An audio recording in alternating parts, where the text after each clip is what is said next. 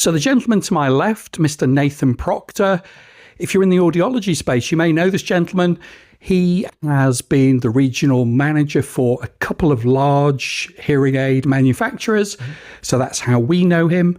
However, today, he'd contacted me to say he had something new to show me in the audiology space. So, of course, I was intrigued and decided to invite Nathan along. So what have you got to tell us? So I've got a lovely pair of frames here for you to try, Matthew. Okay. Are you confusing me with Alison the optician? She's a couple of doors up. Frames? Yeah, not at all. If you try them on quickly, and I'll explain. Okay. So what you're... Ooh, they suit you as well. Okay. So this is weird. Yeah. I'm wearing a pair of frames, but appear to be hearing more clearly. And for those of you who may have tinnitus, that horrible sort of whistling noise seems to have subsided somewhat. So what do we have here, Nathan? Can you explain a bit more? Yeah, so what we have here is a brand new category to the market. They're called Nuance audio glasses, and they're the world's first pair of frames that incorporate amplification for those with mild to moderate loss with completely open ear solution. So there's nothing in the ear, there's nothing occluding the ear, and they fit just like a normal pair of frames. But we've got some really clever technology in there to enhance people's hearing for those that suffer with a mild to moderate hearing loss. Wow. Okay. So have these been around for long? No, not at all. So we originally launched in the US, and then around 4 months ago, we got approval to be able to sell in the UK, and we've been speaking about the product ever since. So they're quite new in the UK. Yes, 3 or 4 months. So is it as simple as I just put them on, or is there more to it? How do they actually work? Yeah, that's a good question. So I'll take those off you. They're powered by a lithium-ion battery, and they have an 8-hour battery life. And we know those with a mild to moderate hearing loss don't necessarily need that amplification all day, every day. So they'll turn these on when they need them and off when they don't. Once the glasses are turned on, they're using an array of different microphones. So we have 2 microphones on the front, and they are directional beamforming microphones. And for those that aren't aware of what that means, essentially a beam is being sent directly from the front of the glasses and highlights speech wherever you're looking. So we know the typical restaurant environment that we always speak about. If we're at a loud restaurant, complex listening environment with lots of conversational partners at the table, the wearer will put these on, and they would quite literally point their nose where they want to hear. The speech would be amplified, and the background noise will be reduced. On top of that, via the app, we can then use what's called all-around modes, which utilizes the microphones on the side of the glasses to give us omnidirectional sound. So for those in a car or on a walk and they want to hear people to the side or behind them, they can do that in real time, either via opening the app or via gesture controls on the side of the frames. Even those individuals, and I know a couple, weirdly, a chap in his late 40s and a gentleman who's 80, they'll probably know who they are, who don't use smartphones, they could still utilize this to correct any hearing deficiency that's perceived mild to moderate and use it without having to go into apps, which of course they're not going to be able to, not having a smartphone. So they could still, what can they do with the gesture control? So what are they able to sort of change? Yes, that's a bit of a 2-part question, actually. So for those patients that don't have access to a smartphone at all times, yes, they will be able to either double tap on the right hand side to change that directionality mode from frontal to all around, or from beamforming to omnidirectional, as it were. And they can also press the power button to cycle through the volume. However, they would still traditionally need a smartphone to be able to change the presets of the hearing of the Nuance glasses. So there's 4 different presets on these glasses that are tailored to the 4 most common types of mild to moderate hearing loss. And they are programs A, B, C, and D.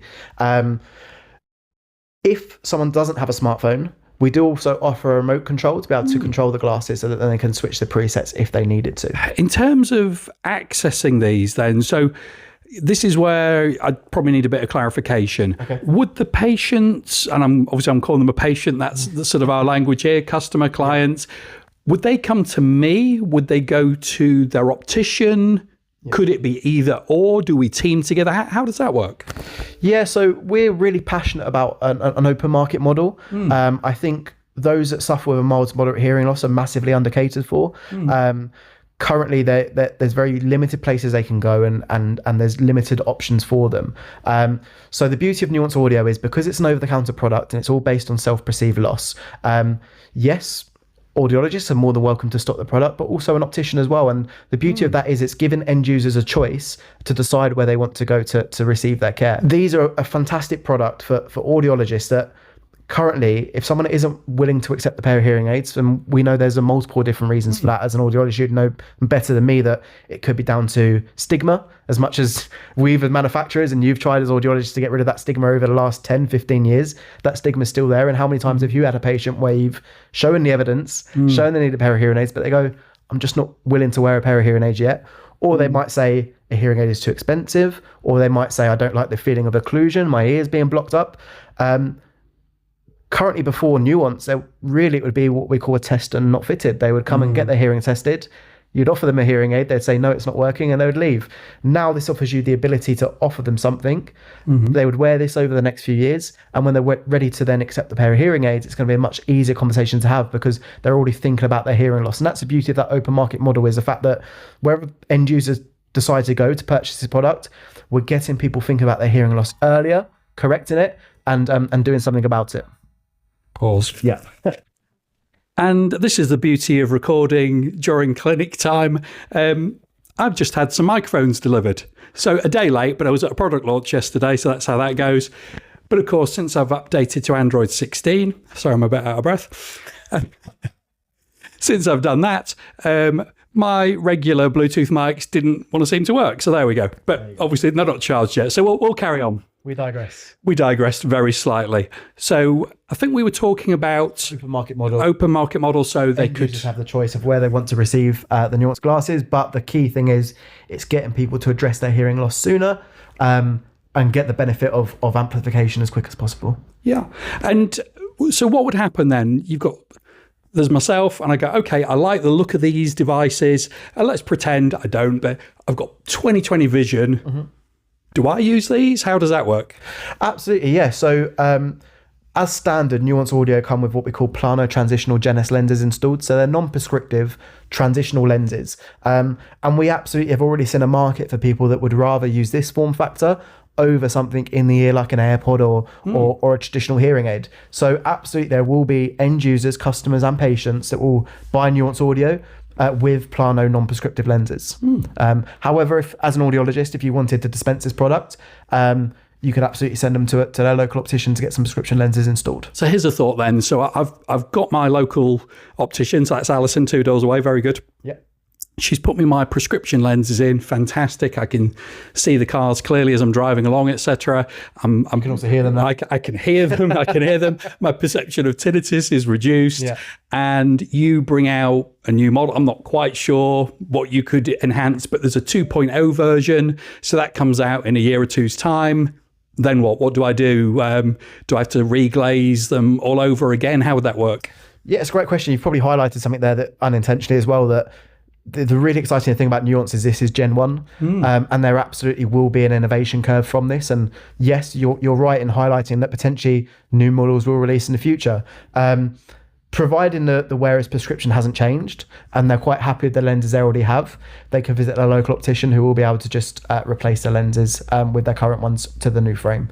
So yeah, that's not a problem at all. So that should be a fairly minimal cost, popping them out and popping them back in again. Yeah. And it is very exciting. And if, I've gone down that whole rabbit hole of looking at the new Xiaomi glasses, and there's all sorts of different things they can do. But, looking at them, it's like, well, I can play music, but then they don't actually help my hearing so much as that would be a fun thing to get because I'm a bit of a Xiaomi fanboy. Yeah. This might actually be a bit more practical. So I'd be able to see clearly, which is always good for fellow drivers, but also it could correct any hearing deficiency. And in my instance, that the immediate thing I noticed was reduce the perception of tinnitus. And I know Nathan's told me it's hearing aids, and obviously I believe him, but putting it on, you go, okay, this is hearing correction. I can hear it. And, so how would someone get over that initial hurdle of, I'm just thinking that the microphones are very close to my voice. Are they going to enhance me way more than the other sort of sounds I'm hearing? How would we get over that hurdle? It's a great question. So, we know that with hearing aids, traditional hearing aids, one of the biggest problems people say is my own voice sounds strange or unfamiliar or too loud. And that's absolutely something that we've had to consider with the Nuance glasses. So whilst these are self-fitted and they're non-prescriptive, and they're for a perceived mild to moderate loss. Each wearer will calibrate them to themselves. So when they purchase, they'll wear them in a quiet room, and the app will run you through two processes. One, it will play some static sound into the ear, a bit like a feedback test on a pair of hearing aids, so a type sound, and that is scanning the shape of the head to decide what sort of level of amplification is needed. And then it will ask the wearer to count from 1 to 20. And what that's doing is it's learning the wearer's voice and reducing the gain of the wearer's voice whenever they're speaking. So whenever they speak, the glasses say, right, the wearer is speaking, I won't amplify that speech. So that gets rid of a lot of those barriers. Now, it's not an immediate change, of course. There will still be an acclimatization period, but that acclimatization period is very, very short, and something you'd be familiar with traditional hearing aids as an audiologist. Yeah, and I suppose the fact that in order to see, they'll need to wear the spectacles.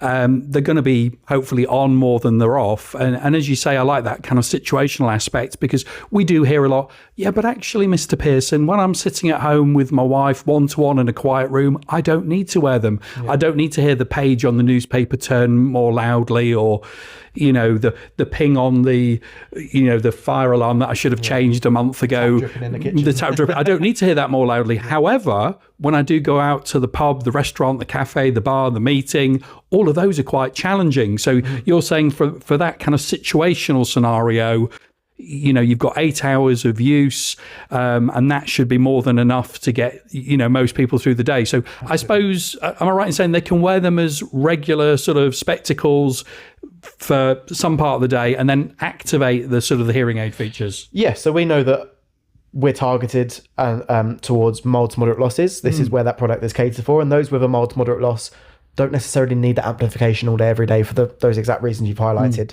So yes, it will be for situational use. There's a power button on the side of the glasses, just on the underneath of the arm here on the right-hand side.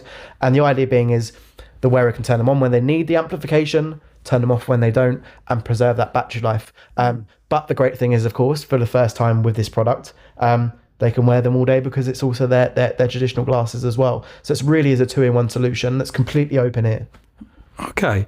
And something that I maybe glossed over a little bit before, in terms of charging them, how does that work? Yep. So we have a wireless charging pad that comes with as standard with the Nuance Audio glasses, and they will the glasses will sit on top of that wireless charging pad and charge the frame. That can be plugged in at home. It can be plugged into a laptop. It can be plugged into a mobile device to power that charging pad to give the glasses the battery life that's needed to last the rest of the day.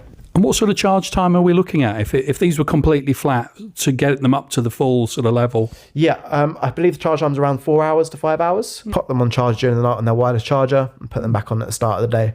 Okay. And well, the $1 million question. Yeah. Should we go there? Should we tell people?